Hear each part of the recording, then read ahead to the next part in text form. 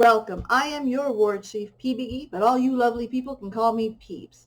Today, we are diving in deep in the World of Warcraft's post-cataclysm questing zone, Desolace. Before we dive in, if you want to catch me playing these zones live, you are more than welcome to. I am live 7:30 p.m. Eastern, Monday and Tuesday, with sneaky streams in between on twitch.tv/PBE. I'm also live with a variety stream on Thursday at the same time. When we finish a zone, you will see the review come up here shortly after. That being said, don't forget to subscribe and ring the ding ding if you want to see them. The zone. It is gray. It is depressing, and I will admit though, it is a vast improvement on Classics, which was 100% gray. There is one small lush section that kind of takes away from that monochromatic feel. It is a breath of fresh air. However, it's a quest lobby. Or a quest hub, I should say. So there's not a lot of time spent there. You get a quest, you run with the quest. Done. I will also mention that there is an average size quest chain that brings you underwater, which I mean is really cool. I really like the blues and stuff. It's better than the grays. However, underwater quests suck.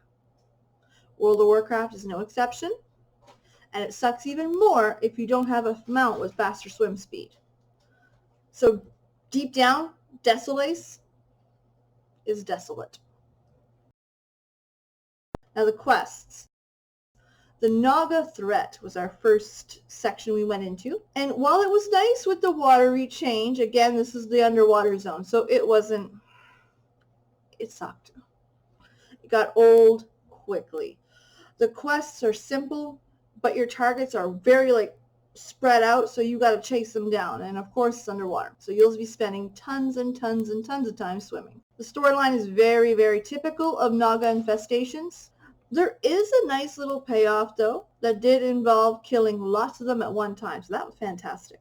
So it's okay. A pain in the butt to execute. Karnam's Glad. Now, this is where you were at the quest hub. So you got the quest in the lush zone, you kind of ran out with it, and this is a gathering and grinding kill quests. Mm-hmm. They come out from the beautiful zone, which is awesome, but that joy is so short-lived because you're back into the gray and grindy. I think there was 2 or 3 quests. It's so forgettable. Collect the things, cash it in, done. Honestly, forgettable. So from here, there was threats from Sarthanis Strand. Now, let's be honest here. This is one of the few quest lines that differ Horde and Alliance. I did not do the Horde version, so I can only speak for the Alliance. And it was a forgettable quest line. You had to go in various places that were quite a while to walk, run, mount run, whatever. And there was no story payoff. You got loot. Congrats. Honestly, completely forgettable and a waste of time. I'm going to put a little bonus here. This part's not part of the Lore Master achievement. However, he needs to be mentioned. A little goblin friend named Bisbee.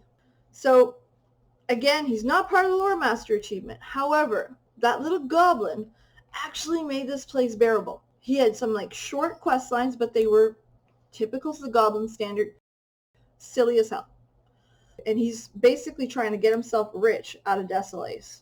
I honestly wish they would have pushed it one step further because we know the goblin storylines are fantastic.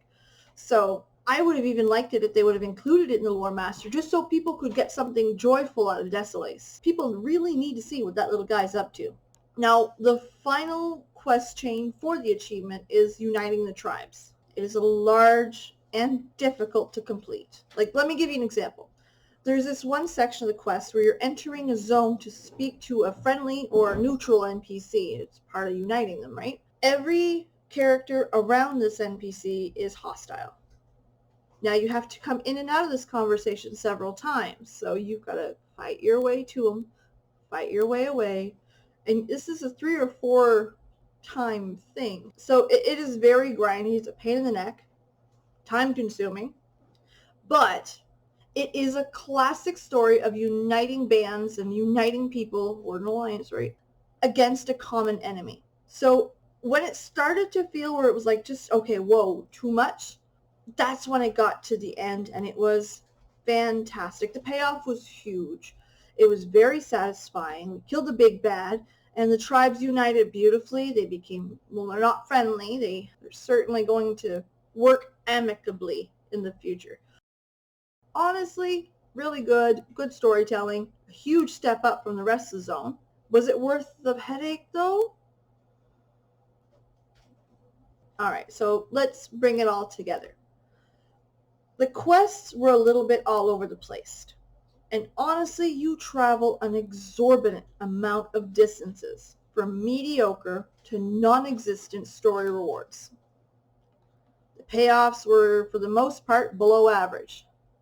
It's a dreary zone. There's lots of mountain climbing. There's lots of hills, underwater. It doesn't help its reputation. Honestly, the only thing we're going to get out of Desolace is how ugly the place was. A year from now, when you ask me, hey, how was Desolace? That's about it, right? So let's sum this bitch up and give her a score. So first off, this is the first video, so let's go through the scoring system. 1 and 2 out of 10, worst ever. Like, broken, I don't ever want to see this quest zone again, bye. 3 and 4, we're looking at below average. So you want to rush through it because you're bored, you're annoyed, no. 5 and 6, average, meh. 7 and 8, you're looking at fun, engaging. You want to know how this quest line ends. You want that next part, right? 9 and 10, well, that's amazing. You can't wait to do it again. Or those special quest lines that bring in that emotional moment, that real tears, OMG, King Varian died, huge. So getting back to Desolace, it's not great. Overall, it was a meh. The quests are a pain.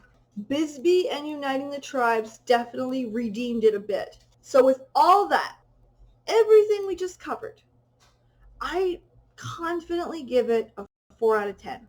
Definitely below average, but not quite unbearable. And honestly, let's be real here.